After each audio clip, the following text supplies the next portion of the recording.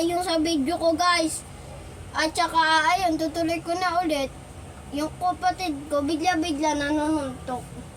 Sabi niya diamond daw to kahit maliit na maliit. Hindi naman daw yun. Ayun pala, kinuha niya lang sa bracelet ng ate ko. Kinuha na kuya ko to sa bracelet ng ate ko guys. Pinagbibiroan niya ba? Diba?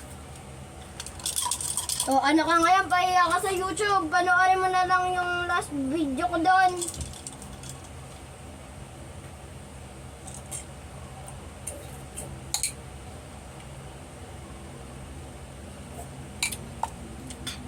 Walang joke, iniinom pati yung sabaw ng tubig. Joke lang, tubig lang yun. Te, nga pala, tubig plus tubig, edi ano sagot?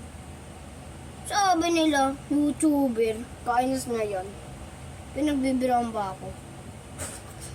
Yung kuya ko sabi niya, palabiro ka raw. Gusto niya lang makipagsapakan sa inyo, pumunta raw kayo sa bahay.